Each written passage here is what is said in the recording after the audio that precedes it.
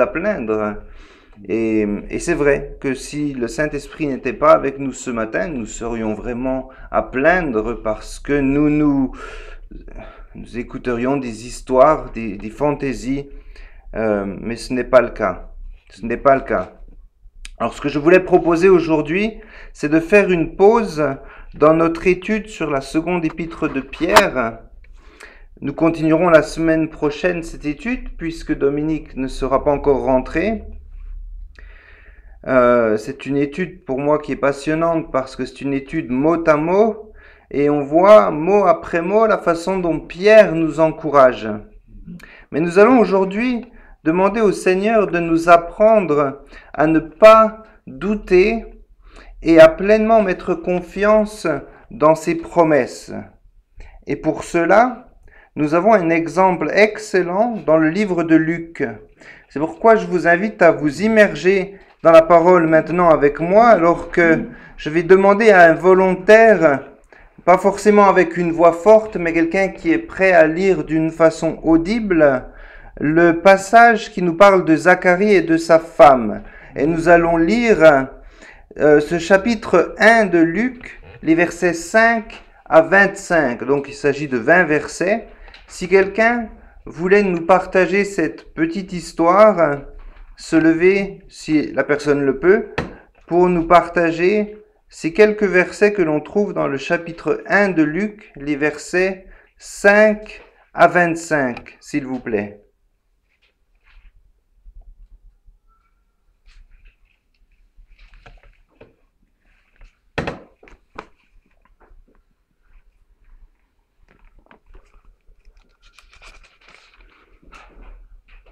Luc chapitre 1, versets 5 à 25. Je lis au nom de Jésus. Du temps d'Hérode, roi de Judée, il y avait un sacrificateur nommé Zacharie de la classe d'Abdia. Sa femme était d'entre les filles d'Aaron et s'appelait Élisabeth. Tous deux étaient justes devant Dieu, observant d'une manière irréprochable tous les commandements et toutes les ordonnances du Seigneur. Ils n'avaient point d'enfants parce qu'Élisabeth était stérile et ils étaient l'un et l'autre avancés en âge. Or, pendant qu'il s'acquittait de ses fonctions devant Dieu, selon le tour de sa classe, il fut appelé par le sort, d'après la règle du sacerdoce, à entrer dans le temple du Seigneur pour offrir le parfum. Toute la multitude du peuple était dehors en prière à l'heure du parfum. Alors un ange du Seigneur apparut à Zacharie et s'étint debout à droite de l'autel des parfums. Zacharie fut troublé en le voyant et la frayeur s'empara de lui. Mais l'ange lui dit, « Ne crains point, Zacharie, car ta prière a été exaucée. Ta femme Élisabeth t'enfantera un fils et tu lui donneras le nom de Jean. Il sera pour toi un sujet de joie et d'allégresse, et plusieurs se réjouiront de sa naissance.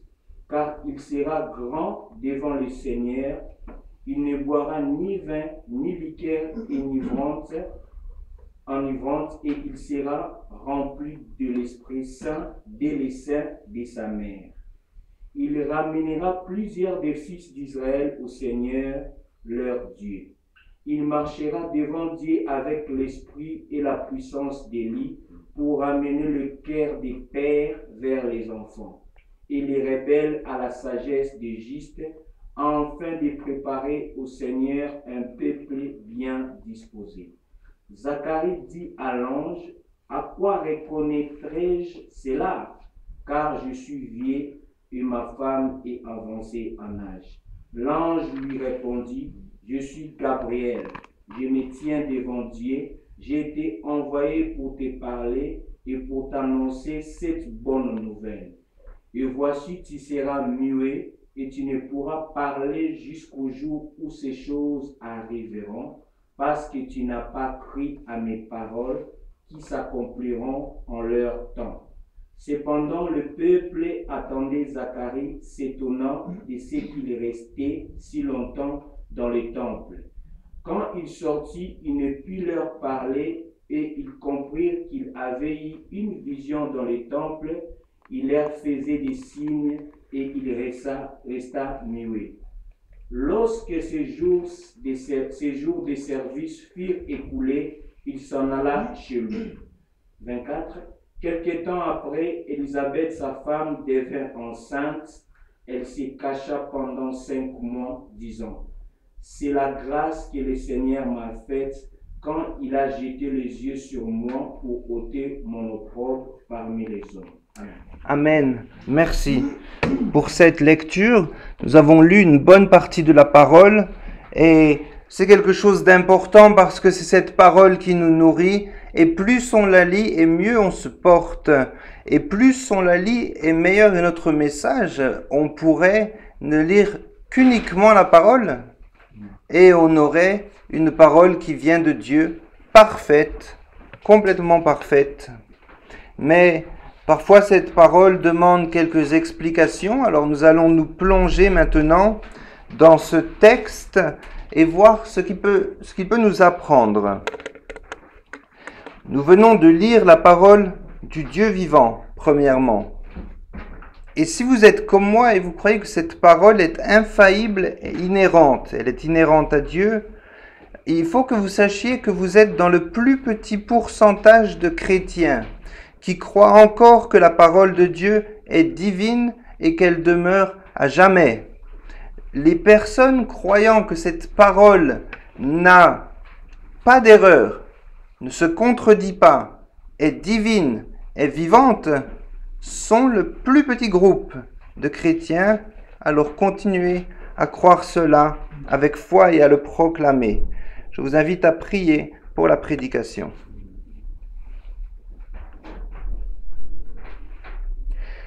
Notre Père, alors que nous réfléchissons à ces événements qui sont écrits pour notre édification, nous prions que tu ouvres nos yeux et nos cœurs à la vérité qu'ils contiennent et que cette vérité puisse trancher dans nos âmes pour transformer notre manque de confiance en toi en une foi vivante. Nous demandons cela dans le nom de Jésus. Amen. Alors avant d'entrer dans le cœur du sujet, j'aimerais revenir au début de notre lecture, au verset 6.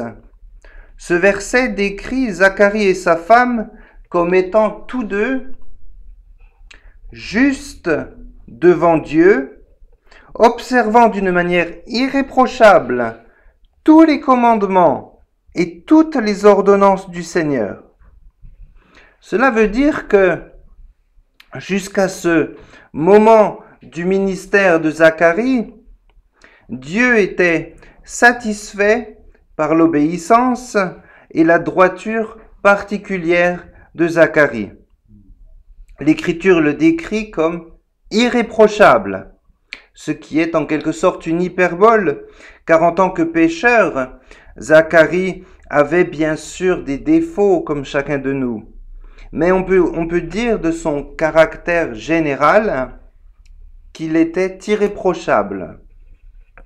Et cette période d'irréprochabilité est brusquement terminée. Lorsqu'il est visité par l'ange et que cet ange lui annonce que lui et sa femme vont avoir un enfant. Cet enfant ne sera pas n'importe quel enfant, il sera le précurseur du Messie.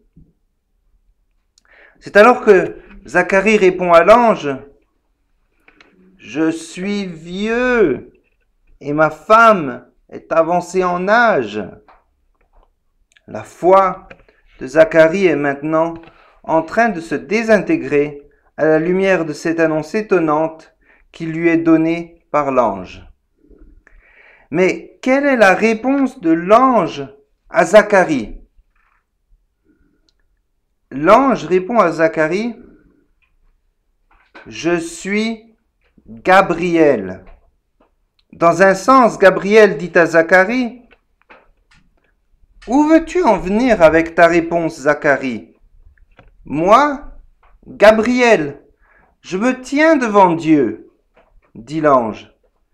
Puis il continue en disant: J'ai été envoyé pour te parler et pour t'annoncer cette bonne nouvelle. Alors, il m'est impossible de lire le grec.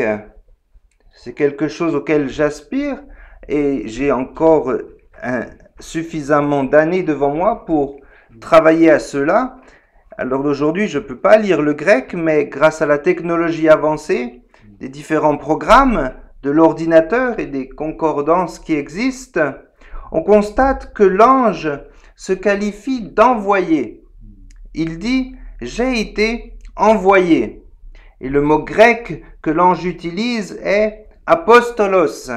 J'ai été apostolos, qui est le mot exact que nous utilisons pour nommer les apôtres.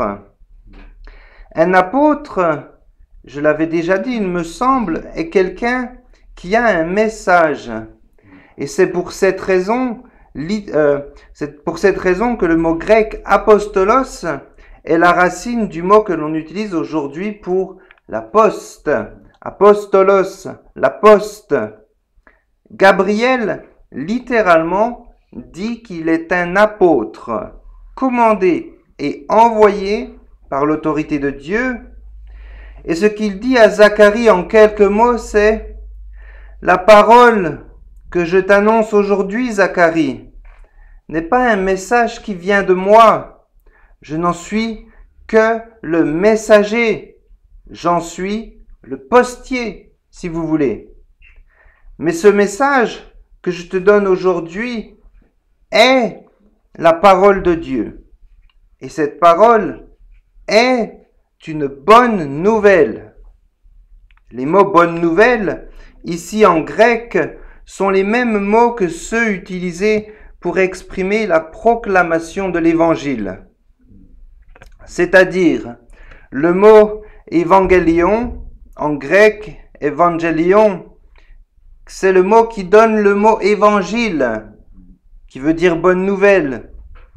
Et ce qui se passe dans cette scène de Gabriel parlant à Zacharie, c'est que Dieu a envoyé son apôtre, apostolos, pour proclamer l'évangile, évangélion, à Zacharie. Et devant cette vérité glorieuse, que fait Zacharie? Il répond qu'il est trop vieux pour croire à cette parole. Ce que je veux voir avec vous ce matin est la réponse de cet ambassadeur de Dieu, de ce messager, lorsque Zacharie manifeste des doutes. Revenons sur le texte. Je suis Gabriel. Je me tiens devant Dieu. J'ai été envoyé pour te parler et pour t'annoncer cette bonne nouvelle. Et voici, tu seras muet et tu ne pourras plus parler, tu ne pourras parler jusqu'au jour où ces choses arriveront parce que tu n'as pas cru à mes paroles. Il y a des conséquences à notre incrédulité. Bien que Zacharie était considéré comme irréprochable, nous l'avons vu au début du texte, il se retrouve maintenant muet à cause de son incrédulité. À cause de l'incrédulité de Zacharie, Gabriel impose un jugement venant de Dieu sur Zacharie, cet homme considéré jusque-là comme un homme juste. Il est évident que nous ne prenons pas suffisamment au sérieux le péché d'incrédulité. Il y a une tendance dans notre culture, et même dans l'Église en général, à croire que la confiance et la foi en Christ sont optionnelles. Je suis chrétien, je suis converti, je vais à l'Église et je suis sauvé. Mais il y a cet aspect de la confiance permanente et de la foi permanente que nous exerçons en Dieu. Nous pensons réellement que le manque de foi n'inflige pas de conséquences graves finalement. Le plus important, et ce que nous devons comprendre, est que ne pas croire dans la parole de Dieu est un péché grave qui a des conséquences éternelles. À son point le plus haut, ce péché, à son point le plus haut de ne pas croire dans la parole de Dieu, est le péché contre le Saint-Esprit, car il s'agit de rejeter le Messie, c'est-à-dire de ne pas croire que Jésus-Christ est le Messie qui est venu pour nous sauver. Voilà le péché d'incrédulité à son plus haut point. Alors tout cela m'a amené à me poser une question. Et peut-être que vous aussi, cela vous a peut-être effleuré l'esprit. Certains se demandent peut-être pourquoi, si Dieu punit Zacharie, pourquoi ne punirait-il pas aussi Abraham? Pourquoi Dieu ne punit pas Abraham? Est-ce que quelqu'un voudrait lire Genèse 15, les versets 1 et 2, s'il vous plaît? Genèse chapitre 15, versets 1 et verset 2.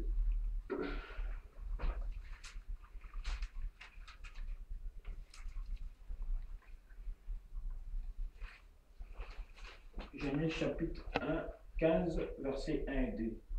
Après ces événements, la parole de l'Éternel fut adressée à Abraham dans une vision, et il dit, Abraham, ne crains point, je suis ton bouclier, et ta récompense sera très grande. Abraham répondit, Seigneur éternel, que me donneras-tu? Je m'en vais sans enfant, et l'héritier de ma maison, c'est Élézer de Damas. Amen. Merci. Donc, Abraham, l'Éternel dit à Abraham, ta récompense sera grande.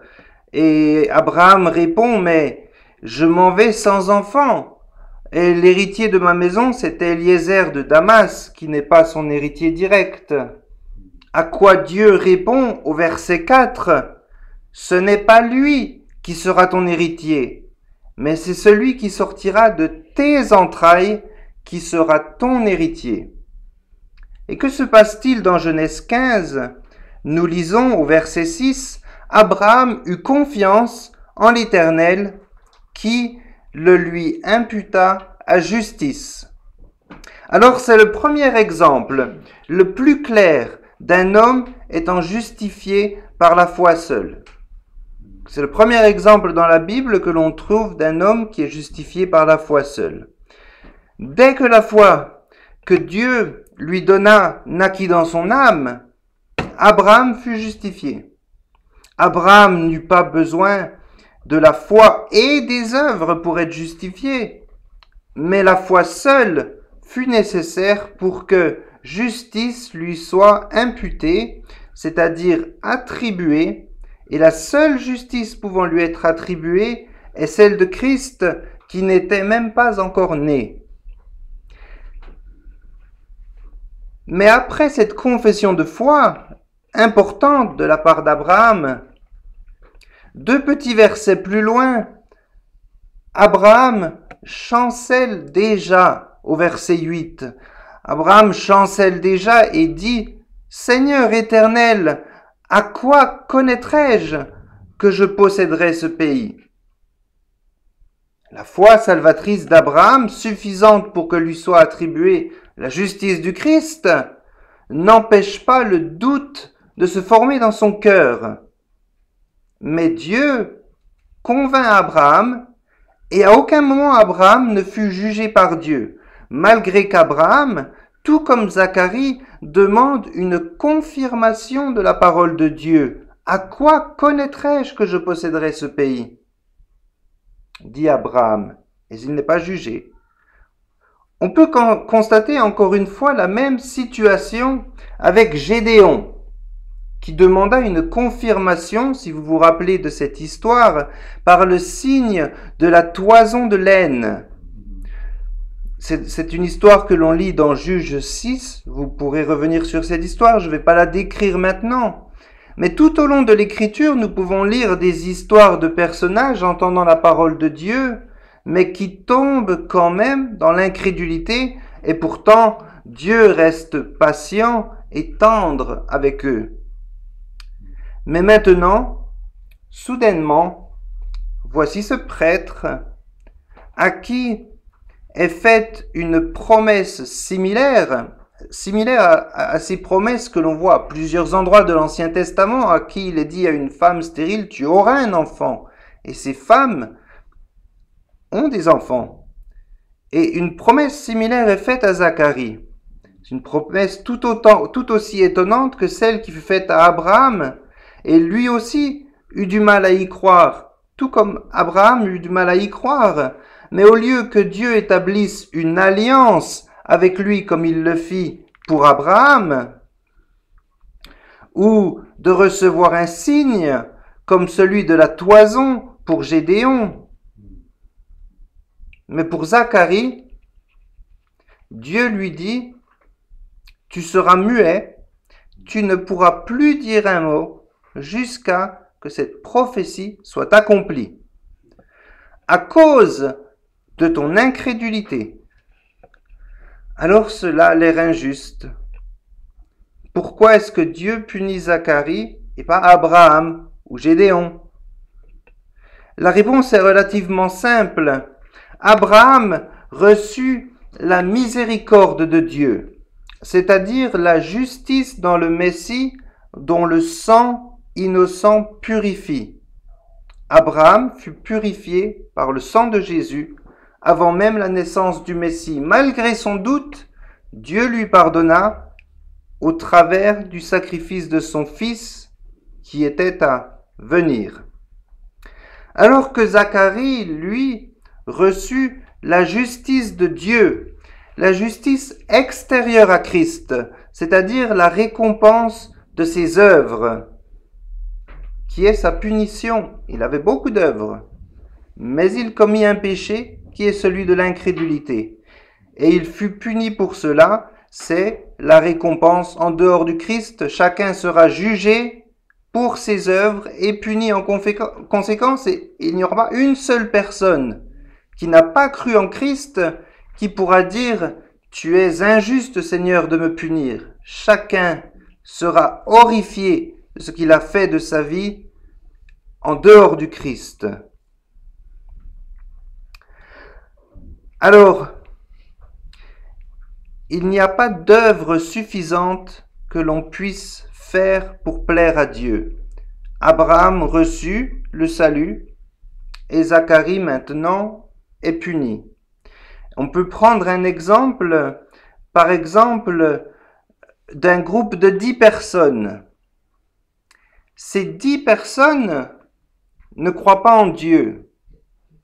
Et la justice de Dieu pour ces 10 personnes qui ne croient pas en lui, c'est de mourir et d'aller dans l'enfer que Dieu a préparé pour eux, parce qu'ils n'ont pas cru dans son Fils, dans sa création, dans sa parole, dans toutes ses œuvres et toutes les fois où il les a appelés.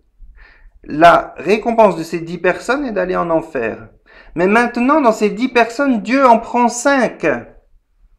Il leur donne la foi et décide de les sauver. Et ces 5 personnes sont sauvées au travers du sacrifice du Christ. Et on ne peut pas dire que les 5 personnes qui ne sont pas sauvées sont dans l'injustice, parce qu'elles reçoivent la justice de leurs œuvres. Mais Dieu, dans sa grâce, a décidé de sauver 5 autres personnes qui sont jugées, elles, au travers de la justice du Christ. Comme nous l'apprend le livre aux Romains, la justice de Dieu est plus élevée que celle des hommes, si élevée que nous ne pouvons l'atteindre avec notre propre intellect. Nous voyons encore une fois, tout comme Romains 9 nous l'apprend, que Dieu fait miséricorde à qui il veut faire miséricorde, et qu'il a compassion de ceux à qui il veut avoir compassion. N'assumons donc pas que si Dieu fut gracieux envers un de nos péchés et nous en épargna les conséquences, et cela peut être même à plusieurs reprises, nous commettons un péché et Dieu nous pardonne, et il nous pardonne, et il nous pardonne encore, et n'assumons pas que Dieu nous pardonnera ce péché pour toujours. Il y a un jour où Dieu dit « Stop, ça suffit ». Dans la Bible, il n'y a que deux façons de mourir. Mourir dans la foi ou mourir dans le péché. Si quelqu'un meurt dans son incrédulité, c'est trop tard. Le jugement de Dieu est sur cette personne. Pas seulement pour quelques mois, comme ce fut le cas pour Zacharie, mais pour toujours.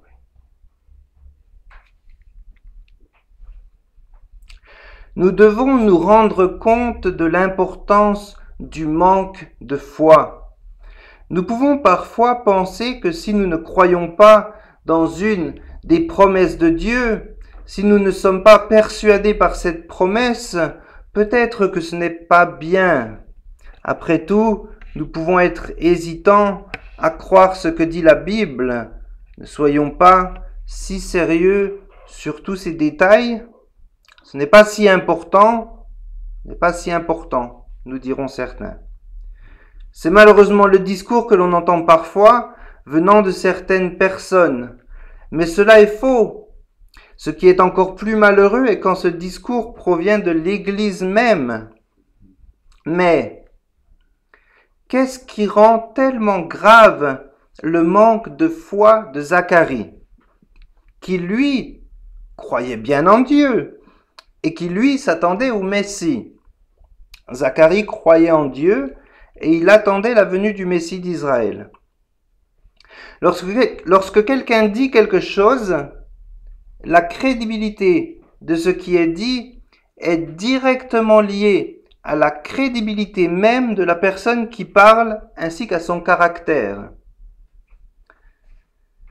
Nous ne croyons pas toujours ce que les gens nous racontent. Nous savons que certaines personnes ont un discours qui est moins honnête que d'autres. Et nous ne croyons pas toujours les autres pour la simple raison que nous-mêmes sommes des menteurs par nature.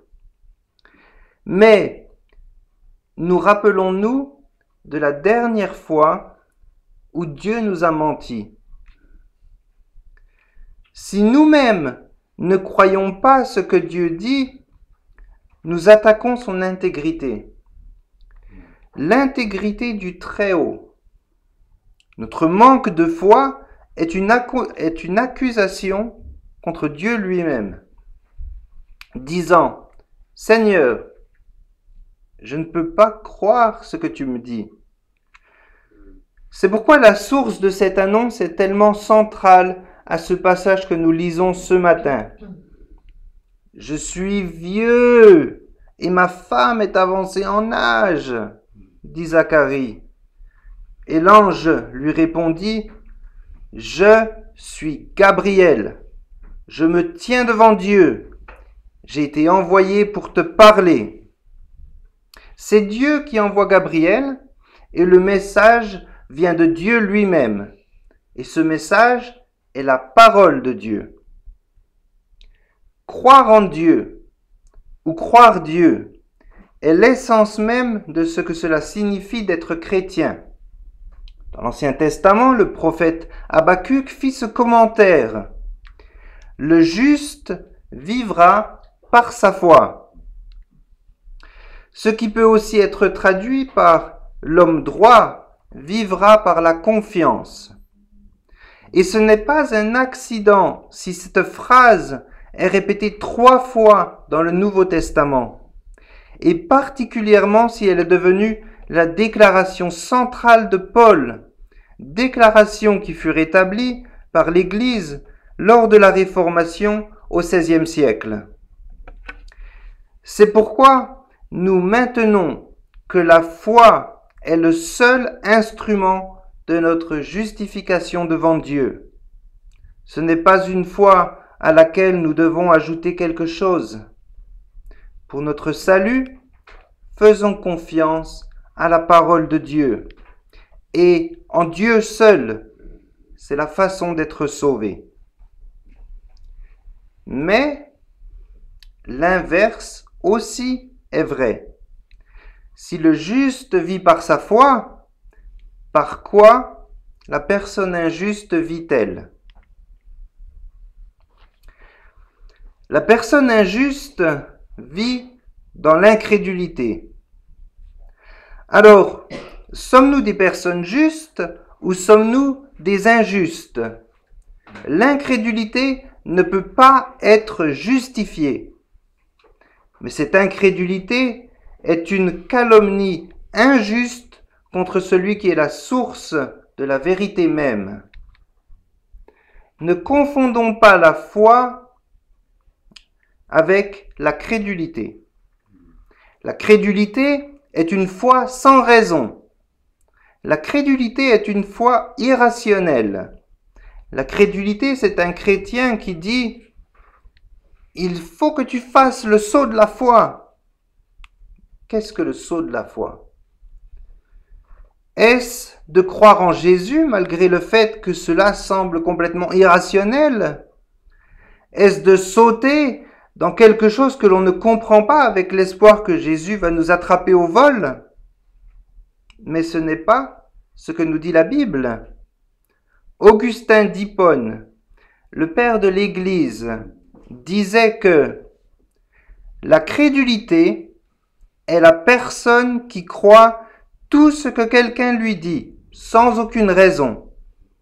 Mais la foi authentique, la foi biblique, est fondée sur la fiabilité de Dieu lui-même. Une citation d'Augustin d'Hippone. Il n'y a rien de plus irrationnel que de douter d'une parole qui vient de Dieu. Dieu n'a pas besoin de notre accord pour que sa parole soit vraie. Je pourrais ne pas croire en un seul mot de ce que Dieu dit, et tout ce que cela ferait de moi est un insensé et un pécheur. Maintenant, nous comprenons mieux ce que cet ange est en train de dire à Zacharie. Tu es trop vieux, ta femme est trop vieille. Voyons voir. Je me tiens dans la présence de Dieu et Dieu m'a dit de te dire que tu auras un enfant. J'ai entendu Dieu lui-même le dire. J'ai entendu Dieu lui-même le dire, dit Zacharie. Il m'a dit de te le dire, mais apparemment, tu as des preuves contraires à me donner. C'est ce que pourrait dire l'ange. Tu as des preuves contraires à me donner, ton âge et l'âge de ta femme. Est-ce que Gabriel aurait dû répondre à Zacharie et lui dire « Suis-je censé supposer ignorer la véracité de la parole de Dieu parce que tu es trop vieux? Est-ce que tu es sérieux, Zacharie ?» Tout cela n'est pas un problème intellectuel, mais un problème moral. La raison du doute de Zacharie étant son péché persistant à sa nature humaine. La raison par laquelle nous doutons de la parole de Dieu n'est pas car sa parole n'est pas crédible ou parce qu'elle est incroyable, mais parce que nous projetons sur Dieu l'indignité de notre condition en tant que pécheurs et menteurs. Rappelons-nous que c'est nous qui sommes les menteurs et ce n'est pas la parole de Dieu. La parole de Dieu, elle, est la vérité. Et si Dieu parle et que tu ne veux pas y croire, dit Gabriel à Zacharie, tu seras muet. Comme cela, pendant qu'il sera silencieux et qu'il fermera sa bouche, il aura le temps de penser dans ce silence à ce qu'il vient de dire concernant la parole de Dieu même. Le juste vivra par la foi. Concernant toutes les paroles qui viennent du Père, il n'y a aucune justification pour les renier. Elles sont la parole de Dieu. Il n'existe aucune justification pour ne pas croire en ses promesses, ni notre âge, ni notre culture, ni notre profession. Ce n'est pas les mots de la Bible qui doivent être ajustés est mis en contexte avec la culture et l'époque dans laquelle nous vivons aujourd'hui. Je voudrais redire ça. Ce n'est pas les mots de la Bible qui doivent être ajustés et mis en contexte avec la culture et l'époque dans laquelle nous vivons aujourd'hui. Mais c'est le monde d'aujourd'hui qui doit changer, se repentir et reconnaître que la parole de Dieu est la vérité. La Bible n'est pas un livre contextuel écrit à une certaine époque. La Bible n'est pas un livre écrit à une certaine époque, mais elle est la parole éternelle de notre Dieu. Il n'y a aucune justification pour l'ajuster, la changer ou en douter. Ce que Dieu a proclamé par sa parole est la vérité. À cet instant, la bouche de Zacharie se ferma. Et maintenant, il titube pour retourner dans la cour extérieure du temple. N'oublions pas que ces événements prennent place dans le lieu saint, lorsque chaque année, un prêtre est tiré au sort pour offrir du parfum sur l'autel. Un prêtre n'avait qu'une seule chance dans sa vie d'entrer dans cet endroit, dans le lieu saint. Qu'une seule chance d'entrer dans le lieu saint pour offrir le parfum. Et certains prêtres n'étaient même jamais tirés au sort. C'est donc ce moment dont nous parlons, c'est le moment le plus important de la carrière de Zacharie. Il entre dans le lieu saint, devant le voile du Saint des Saints. Et les autres personnes attendaient que Zacharie sorte en se demandant ce qui lui prenait tant de temps. Normalement, lorsqu'un prêtre entre dans le lieu saint, il offre le parfum et ressort aussi vite que possible, par peur de profaner ce lieu sacré. Maintenant, pour ceux qui attendent, Zacharie est resté à l'intérieur bien trop longtemps. Peut-être même qu'il est mort, foudroyé par Dieu. Mais finalement, il voit enfin Zacharie sortir et lui demande une explication pour son retard. Zacharie essaye de leur expliquer, mais pas un son ne sort de sa bouche. Zacharie fait des gestes et essaye de communiquer ce qu'il a vu. Et là, les personnes autour de lui comprennent que Zacharie a reçu une vision. Et puis l'histoire nous raconte que Zacharie rentra chez lui et qu'Élisabeth tomba enceinte, et le verset 24 nous dit qu'elle se cacha jusqu'à ce que la prophétie soit accomplie. En conclusion, nous devons nous demander comment nous répondons à la parole de Dieu et aux promesses qui nous sont faites dans cette parole. Vivons-nous par la foi ou par l'incrédulité? Sommes-nous justes ou injustes? Ce sont les deux seules options possibles. Méditons à cela alors que nous continuons à avancer et à grandir dans notre marche avec celui qui nous apprendra toujours plus à avoir confiance en lui. Si nous l'écoutons, ses promesses sont aussi sûres et certaines que cette parole, que cette Bible pour laquelle nous avons normalement tout donné. Je vous invite à la prière.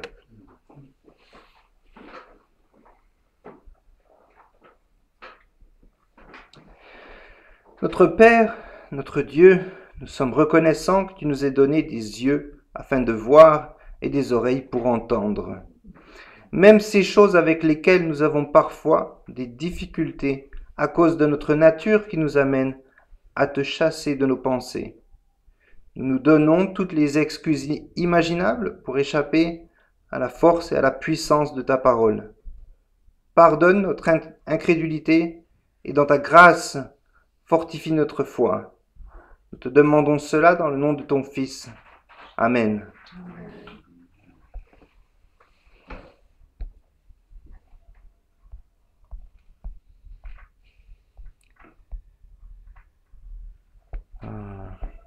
Bon.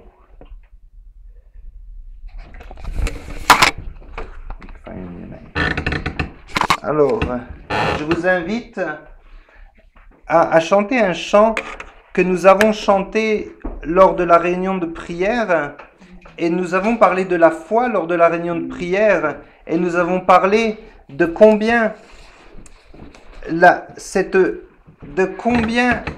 la présence de Dieu et de ses anges doit être concrète, parce que lorsque l'on invoque le Seigneur, parfois c'est quelque chose que nous avons entendu encore et encore et encore, et nous l'entendons tous les dimanches, et c'est quelque chose qui devient un bruit de fond.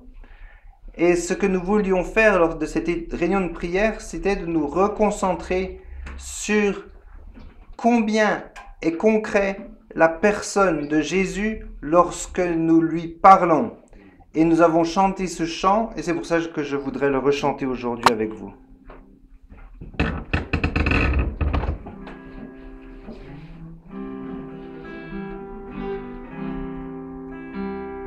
Celui qui met en Jésus une pleine confiance, jamais ne chancelle plus, compléter sa délivrance.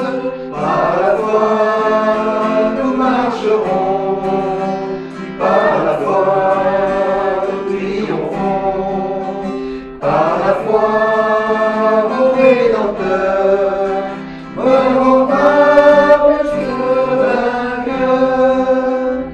Dans les jours d'adversité, quand tu sens gronder l'orage, regarde en sécurité, attristé, reprends courage.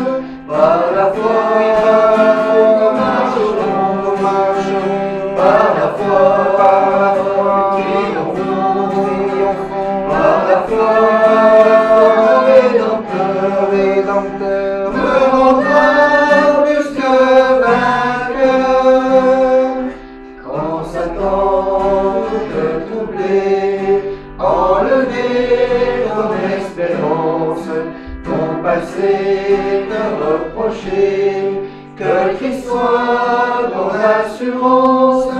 Par la foi, Oui, par la foi, nous marcherons, par la foi, nous triomphons, par la foi, mon Rédempteur me rendra plus que vainqueur. Par la foi, je marcherai en comptant sur ses promesses, par lui je triompherai.